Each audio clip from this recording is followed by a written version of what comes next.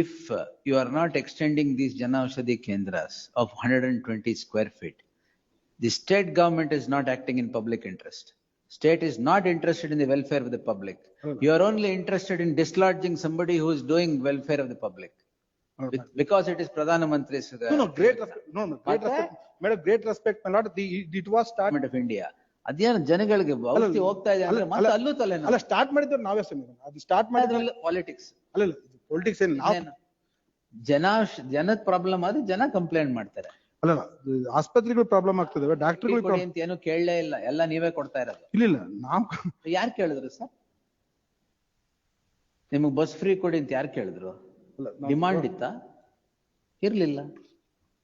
That is No, today other government departments are not paid salary. ಅವ್ರೇನ್ ಬದುಕದ್ ಬೇಡವಾ? ಯಾಕಂದ್ರೆ ಎಲ್ಲ ಇಲ್ಲೋಗಿದೆ ದುಡ್ಡು. ಬಂಧುಗಳೇ ನಮಸ್ಕಾರ, ಹೇಗಿದ್ರೆ ನೀವೆಲ್ಲರೂ? ನಾನು ಸುಬ್ರಹ್ಮಣ್ಯ ಎಸ್ ಹಂಡಿಗೆ. ಬಂಧುಗಳೇ, ಈ ವಿಡಿಯೋ ಆರಂಭದಲ್ಲಿ ಜಡ್ಜ್ ನಾಗಪ್ರಸನ್ನ ಅವರ ಮಾತನ್ನ ಕೇಳಿಸ್ಕೊಂಡ್ರಿ. ರಾಜ್ಯ ಸರ್ಕಾರವನ್ನ ಹಿಗ್ಗಾಮುಗ್ಗ ತರಾಟೆಗೆ ತೆಗೆದುಕೊಂಡ್ರು. ಈ ಬೆಳವಣಿಗೆಯನ್ನ ರಾಜ್ಯ ಸರ್ಕಾರಕ್ಕೆ ಮುಖಭಂಗ ಅಥವಾ ಹಿನ್ನಡೆ ಎನ್ನುವ ರೀತಿಯಲ್ಲಿ ವಿಶ್ಲೇಷಣೆಯನ್ನು ಮಾಡಲಾಗ್ತಾ ಇದೆ. ಹಾಗಾದ್ರೆ ಏನಿದು, ಅಲ್ಲಿ ಏನಾಗಿದ್ದು, ಒಂದಷ್ಟು ವಿವರವನ್ನು ಗಮನಿಸ್ತಾ ಹೋಗೋಣ.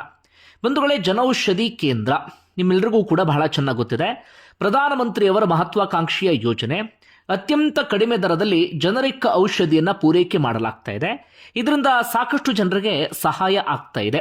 ಮೆಡಿಕಲ್ನಲ್ಲಿ ಮೆಡಿಸನ್ ಅನ್ನ ಯಾರಿಗೆ ಪರ್ಚೇಸ್ ಮಾಡೋದಕ್ಕೆ ಸಾಧ್ಯ ಆಗ್ತಾ ಇಲ್ವೋ ಅಂಥವರಿಗೆ ಈ ಜನೌಷಧಿ ಕೇಂದ್ರದಿಂದ ಪ್ರಯೋಜನ ಆಗ್ತಾ ಇದೆ. ಆದರೆ ರಾಜ್ಯ ಸರ್ಕಾರ ಏನ್ ಮಾಡುತ್ತೆ, ಮೇ 14ನೇ ತಾರೀಕಿಗೆ ಒಂದು ಸುತ್ತೋಲೆ ಅಥವಾ ಒಂದು ಆದೇಶವನ್ನು ಹೊರಡಿಸುತ್ತೆ. ಏನಂತ?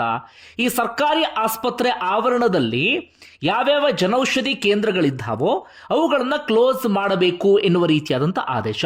ಅದಕ್ಕೆ ರಾಜ್ಯ ಸರ್ಕಾರ ಕೊಟ್ಟಂತ ಸಮರ್ಥನೆ ಏನಪ್ಪಾ ಅಂದ್ರೆ, ನಾವು ಈಗಾಗಲೇ ಸರ್ಕಾರಿ ಆಸ್ಪತ್ರೆಗಳ ಮೂಲಕ ಉಚಿತವಾಗಿ ಔಷಧಿಯನ್ನ ಪೂರೈಕೆ ಮಾಡ್ತಾ ಇದ್ದೇವೆ. ಅಂಥದ್ರಲ್ಲಿ ಜನೌಷಧಿ ಕೇಂದ್ರದ ಅವಶ್ಯಕತೆ ಏನಿದೆ, ಹೀಗಾಗಿ ಜನೌಷಧಿ ಕೇಂದ್ರಗಳನ್ನ ಮುಚ್ಚಬೇಕು ಎನ್ನುವ ರೀತಿಯಲ್ಲಿ ಆದೇಶವನ್ನು ಹೊರಡಿಸುತ್ತೆ. ಜೊತೆಗೆ ಮುಂದಿನ ದಿನಗಳಲ್ಲಿ ಜನೌಷಧಿ ಕೇಂದ್ರಕ್ಕೆ ಸರ್ಕಾರಿ ಆಸ್ಪತ್ರೆ ಆವರಣದಲ್ಲಿ ನಾವು ಅವಕಾಶವನ್ನು ಮಾಡಿಕೊಡೋದಿಲ್ಲ ಅನ್ನೋದು ಸರ್ಕಾರದ ವಾದ. ಸರ್ಕಾರಿ ಆಸ್ಪತ್ರೆಯ ಆವರಣದಿಂದ ಆಚೆಗೆ ಜನೌಷಧಿ ಕೇಂದ್ರಗಳಿಗೆ ಸಮಸ್ಯೆ ಇಲ್ಲ, ಆದರೆ ಸರ್ಕಾರಿ ಆಸ್ಪತ್ರೆ ಆವರಣದಲ್ಲಿ ಜನೌಷಧಿ ಕೇಂದ್ರಗಳೇನಿದ್ವು ಅವುಗಳನ್ನು ಮುಚ್ಚೋದಕ್ಕೆ ರಾಜ್ಯ ಸರ್ಕಾರ ಆದೇಶವನ್ನು ಹೊರಡಿಸುತ್ತೆ.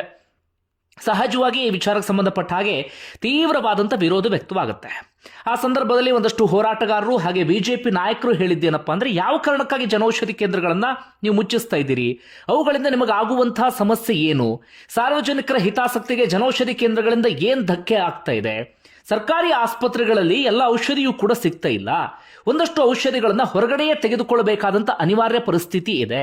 ಅಂಥವರಿಗೆ ಒಂದಷ್ಟು ಔಷಧಿಗಳು ಜನೌಷಧಿ ಕೇಂದ್ರಗಳ ಮೂಲಕ 50% ಡಿಸ್ಕೌಂಟ್ನಲ್ಲೋ, ಒಂದೊಂದು ಔಷಧಿಗಳಂತೂ 90% ಡಿಸ್ಕೌಂಟ್ನಲ್ಲಿ ಸಿಗ್ತಾ ಇದ್ದಾವೆ. ಹೀಗಿರುವಾಗ ನಿಮಗಾದಂಥ ಸಮಸ್ಯೆ ಏನು ಎನ್ನುವ ರೀತಿಯಲ್ಲಿ ಜನ ಪ್ರಶ್ನೆ ಮಾಡ್ತಾರೆ. ಜೊತೆಗೆ ಬಿಜೆಪಿ ನಾಯಕರು ಕೂಡ ಅದೇ ಪ್ರಶ್ನೆಯನ್ನು ಮುಂದಿಡ್ತಾರೆ. ಬಿಜೆಪಿ ನಾಯಕರು ಇನ್ನೂ ಒಂದು ಹೆಜ್ಜೆ ಮುಂದೆ ಹೋಗಿ, ಪ್ರಧಾನಮಂತ್ರಿಯವರ ಮಹತ್ವಾಕಾಂಕ್ಷಿಯ ಯೋಜನೆ ಇದು, ಹಾಗೆ ಜನೌಷಧಿ ಕೇಂದ್ರ ಅಂತಿದ್ದ ಹಾಗೆ ಪ್ರಧಾನಮಂತ್ರಿ ನರೇಂದ್ರ ಮೋದಿ ಅವರು ನೆನಪಾಗ್ತಾರೆ. ಆ ದ್ವೇಷದಿಂದ ಅಥವಾ ಆ ಸಿಟ್ಟಿನಿಂದ ನೀವು ಇದನ್ನು ಮಾಡೋದಕ್ಕೆ ಹೊರಟಿದ್ದೀರಿ ಎನ್ನುವ ರೀತಿಯಲ್ಲೂ ಕೂಡ ತರಾಟೆಗೆ ತೆಗೆದುಕೊಳ್ತಾರೆ.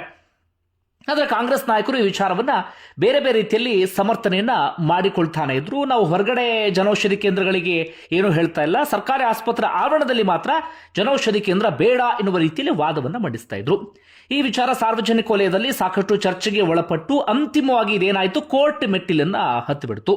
ರಾಕೇಶ್ ಅನ್ನುವಂಥವರು ಕೋರ್ಟ್ಗೆ ಇದಕ್ಕೆ ಸಂಬಂಧಪಟ್ಟ ಹಾಗೆ ಒಂದು ಅರ್ಜಿಯನ್ನ ಸಲ್ಲಿಸಿರ್ತಾರೆ. ಅಂತಿಮವಾಗಿ ಧಾರವಾಡ ಪೀಠದಲ್ಲಿ ನಾಗಪ್ರಸನ್ನ ಅವರ ಮುಂದೆ ಅರ್ಜಿ ವಿಚಾರಣೆಗೆ ಬರುತ್ತೆ. ಆ ಸಂದರ್ಭದಲ್ಲಿ ಸುದೀರ್ಘವಾದಂಥ ವಾದ ಪ್ರತಿವಾದ ಎಲ್ಲವೂ ಕೂಡ ನಡೆಯುತ್ತೆ. ರಾಜ್ಯ ಸರ್ಕಾರ ತನ್ನದೇ ಆದಂಥ ರೀತಿಯಲ್ಲಿ ಸಮರ್ಥನೆಯನ್ನು ಮಾಡಿಕೊಳ್ಳುತ್ತೆ. ಅದಕ್ಕೆ ಅರ್ಜಿದಾರರ ಪರ ವಕೀಲರು ತೀವ್ರವಾದಂಥ ವಿರೋಧವನ್ನು ವ್ಯಕ್ತಪಡಿಸ್ತಾರೆ. ಅಂತಿಮವಾಗಿ ಜಡ್ಜ್ ನಾಗಪ್ರಸನ್ನ ತಮ್ಮ ಅಭಿಪ್ರಾಯವನ್ನು ವ್ಯಕ್ತಪಡಿಸ್ತಾರೆ. ಮೊದಲಿಗೆ ರಾಜ್ಯ ಸರ್ಕಾರದ ಈ ನಿರ್ಧಾರಕ್ಕೆ ತಡೆ ನೀಡ್ತಾರೆ. ಅಂದರೆ ಜನೌಷಧಿ ಕೇಂದ್ರಗಳನ್ನ ಮುಚ್ಚುವಂತ ಆದೇಶ ಇತ್ತಲ್ಲ, ಅದನ್ನ ಅವರು ಸಾರಾಸಗಟವಾಗಿ ತಳ್ಳಿ ಹಾಕ್ತಾರೆ. ಯಾವುದೇ ಕಾರಣಕ್ಕೂ ಜನೌಷಧಿ ಕೇಂದ್ರಗಳನ್ನ ಮುಚ್ಚಬಾರದು ಎನ್ನುವ ರೀತಿಯಲ್ಲಿ ಆದೇಶವನ್ನ ಹೊರಡಿಸ್ತಾರೆ.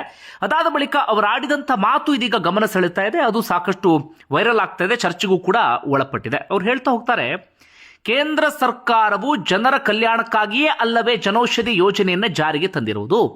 ಜನೌಷಧಿ ಕೇಂದ್ರಗಳನ್ನ ತೆರವುಗೊಳಿಸಬೇಕು ಅಂತ ಯಾರಾದರೂ ನಿಮಗೆ ದೂರು ಕೊಟ್ಟಿದ್ದಾರಾ? ಇಲ್ವಲ್ಲ.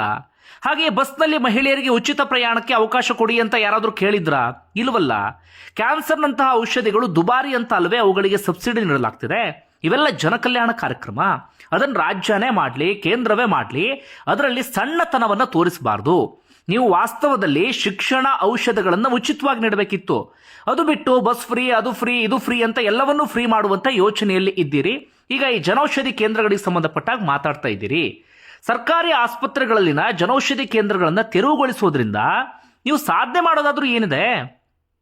ಪ್ರಧಾನಿಯವರ ಹೆಸರಲ್ಲಿ ಜನೌಷಧಿ ಯೋಜನೆ ಇದೆ ಎಂಬ ಏಕೈಕ ಕಾರಣಕ್ಕಾಗಿ ಅವುಗಳನ್ನು ರಾಜ್ಯದಲ್ಲಿರುವ ಸರ್ಕಾರಿ ಆಸ್ಪತ್ರೆಗಳ ಆವರಣದಿಂದ ಎತ್ತಂಗಡಿ ಮಾಡಿಸ್ತಾ ಇದ್ದೀರಾ? ಇದು ಎಷ್ಟರ ಮಟ್ಟಿಗೆ ಸರಿ ಎನ್ನುವ ರೀತಿಯಲ್ಲಿ ನಾಗಪ್ರಸನ್ನ ಅವರು ತರಾಟೆಗೆ ತೆಗೆದುಕೊಳ್ತಾರೆ. ಹಾಗೆ ಬಡವರಿಗೆ ಕಡಿಮೆ ದರದಲ್ಲಿ ಔಷಧಿಯನ್ನ ವಿತರಿಸಿದ್ರೆ ನಿಮ್ಗಾಗುವಂಥ ಸಮಸ್ಯೆ ಏನು? ಎಲ್ಲದರಲ್ಲೂ ರಾಜಕಾರಣವನ್ನ ಮಾಡೋದಕ್ಕೆ ಹೋಗಬೇಡಿ. ನೀವು ಇಂತಹ ಯೋಜನೆಗಳಿಗೆ ಅಥವಾ ಜನಕಲ್ಯಾಣ ಯೋಜನೆಗಳಿಗೆ ತಡೆ ನೀಡ್ತೀರಿ ಅಂತಾದ್ರೆ ನೀವು ಜನರ ವಿರುದ್ಧವಾಗಿದ್ದೀರಿ ಅಂತಾನೆ ಅರ್ಥ, ಅಥವಾ ಜನರ ವಿರುದ್ಧವಾಗಿ ಯೋಚನೆ ಮಾಡ್ತಿದ್ದೀರಿ ಅಂತ ಅರ್ಥ. ಜನೌಷಧಿ ಕೇಂದ್ರಕ್ಕೆ ಎಷ್ಟು ಜಾಗ ಬೇಕು? ಸರ್ಕಾರಿ ಜಾಗ, ಒಂದು ಸಣ್ಣ ಜಾಗವನ್ನ ಕೊಡ್ತಾ ಇದ್ದೀರಿ. ಆ ಜಾಗವನ್ನು ಕೂಡ ಕಿತ್ಕೊಳ್ತೀರಿ ಅಂತ ಹೊರಟ್ರೆ ಎಷ್ಟರ ಮಟ್ಟಿಗೆ ಸರಿ? ನೀವು ಸರ್ಕಾರಿ ಜಾಗಗಳನ್ನ ಬೇರೆ ಬೇರೆ ಕಡೆಗಳಲ್ಲಿ ಲೀಸಿಗೆ ಕೊಟ್ಕೊಂಡಿದ್ದೀರಿ, ಬೇಕಾದಷ್ಟು ಜಾಗವನ್ನ. ಅದಕ್ಕೆ ಸರ್ಕಾರಕ್ಕೆ ಸರಿಯಾದ ರೀತಿಯಲ್ಲಿ ಹಣ ಬರ್ತಾ ಇದೆಯಾ? ಇಲ್ಲ. ಅದಕ್ಕೆ ಸಂಬಂಧಪಟ್ಟಾಗ ನೀವು ತಲೆ ಕೆಡಿಸ್ಕೊಳ್ಳೋದಿಲ್ಲ. ಅದರಲ್ಲಿ ಯಾವುದೋ ಜನಕಲ್ಯಾಣ ಯೋಜನೆಯನ್ನ ಮಾಡಿದ್ದಾರೆ ಅಂದ ಮಾತ್ರಕ್ಕೆ ಅದ್ರಲ್ಲಿ ಮೂಗು ತೋರ್ಸೋಕೆ ಹೋಗ್ತೀರಿ, ಅದಕ್ಕೆ ಸಂಬಂಧಪಟ್ಟಾಗ ತಲೆ ಕೆಡಿಸ್ಕೊಳ್ತೀರಿ. ಇದು ಎಷ್ಟರ ಮಟ್ಟಿಗೆ ಸರಿ ಅಂತ ಹೇಳಿ ತರಾಟೆಗೆ ತೆಗೆದುಕೊಳ್ತಾರೆ. ಅಷ್ಟು ಮಾತ್ರ ಅಲ್ಲ, ನಾನು ಯಾವುದೇ ಕಾರಣಕ್ಕೂ ಇಂಥದಕ್ಕೆ ಅವಕಾಶವನ್ನ ಮಾಡಿಕೊಡೋದಿಲ್ಲ, ಈ ಆದೇಶವನ್ನು ರದ್ದುಗೊಳಿಸ್ತಿದ್ದೀನಿ ಎನ್ನುವ ರೀತಿಯಲ್ಲಿ ನಾಗಪ್ರಸನ್ನ ಅವರು ಹೇಳ್ತಾರೆ. ಇದೊಂದು ರೀತಿಯಲ್ಲಿ ರಾಜ್ಯ ಸರ್ಕಾರಕ್ಕೆ ಮುಖಭಂಗ ಅಲ್ಲದೆ ಮತ್ತಿನ್ನೇನೂ ಕೂಡ ಅಲ್ಲ.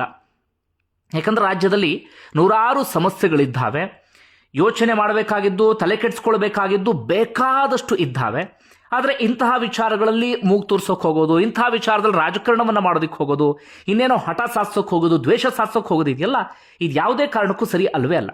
ಈ ಜನೌಷಧ ಕೇಂದ್ರದಲ್ಲಿ ಏನಾದರೂ ಸರಿಯಾದಂಥ ಮೆಡಿಸಿನ್ ಪೂರೈಕೆ ಆಗದೇ ಇದ್ರೆ, ಅಲ್ಲಿ ಕಳಪೆ ಮೆಡಿಸಿನ್ ಪೂರೈಕೆ ಆಗ್ತಾ ಇತ್ತು ಅಂತಾದರೆ, ಅಥವಾ ಬೇಕಾಬಿಟ್ಟಿ ಹಣವನ್ನು ಕಿತ್ಕೊಳ್ತಾ ಇದ್ದಾರೆ ಅಂತಾದರೆ, ಜನರ ಹಿತಾಸಕ್ತಿಗೆ ಧಕ್ಕೆ ಆಗ್ತಿದೆ ಅಂತಾದರೆ ಜನೌಷಧಿ ಕೇಂದ್ರದ ಮೇಲೆ ಕಣ್ಣು ಹಾಕೋದು ಓಕೆ, ಅಥವಾ ಜನೌಷಧಿ ಕೇಂದ್ರಗಳನ್ನು ತೆರವುಗೊಳಿಸೋದು ಓಕೆ.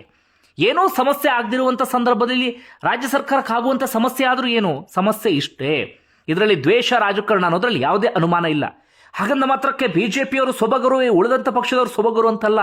ಕೇಂದ್ರ ಸರ್ಕಾರವು ರಾಜ್ಯದ ಮೇಲೆ ಬೇರೆ ಬೇರೆ ವಿಚಾರದಲ್ಲಿ ಸೇಡ್ ತೀರಿಸ್ಕೊಳಕ್ ಹೋಗುತ್ತೆ, ರಾಜ್ಯ ಸರ್ಕಾರ ಕೇಂದ್ರದ ಮೇಲೆ ಇಂಥ ವಿಚಾರಗಳಲ್ಲಿ ಸೇಡ್ ತೀರಿಸ್ಕೊಳಕ್ ಹೋಗುತ್ತೆ.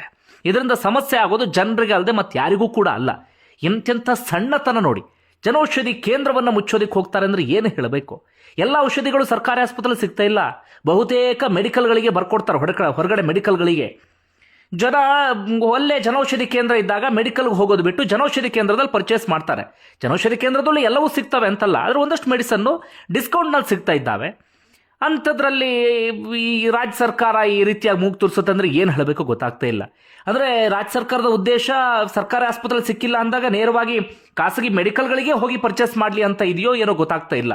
ಏನೋ ಕಮಿಷನ್ ಸಿಗುತ್ತೆ ಅನ್ನೋ ಉದ್ದೇಶಕ್ಕೋ ಅಥವಾ ಇನ್ನೊಂದು ಯಾವುದೋ ಕಾರಣಕ್ಕಾಗಿ ಗೊತ್ತಾಗ್ತಾ ಇಲ್ಲ.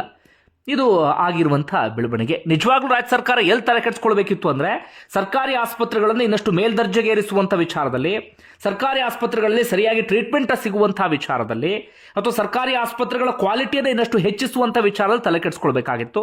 ಆದರೆ ಅದ್ಯಾವುದಕ್ಕೂ ತಲೆ ಕೆಡಿಸ್ಕೊಳ್ಳೋದಿಲ್ಲ. ನಿಂತ ವಿಚಾರಕ್ಕೆ ಹೋಗಿ ಮೂಗು ತೋರಿಸುತ್ತೆ. ಬಂಧುಗಳೇ, ಇದು ರಾಜ್ಯ ಸರ್ಕಾರಕ್ಕೆ ಆದಂಥ ಹಿನ್ನಡೆ. ನಿಮ್ಗೆ ಏನಿಸ್ತದೆ ಅದನ್ನು ಕಮೆಂಟ್ ಬಾಕ್ಸಲ್ಲಿ ಮೆನ್ಷನ್ ಮಾಡಿ. ಧನ್ಯವಾದ ವಿಡಿಯೋ ನೋಡಿದ್ದಕ್ಕಾಗಿ.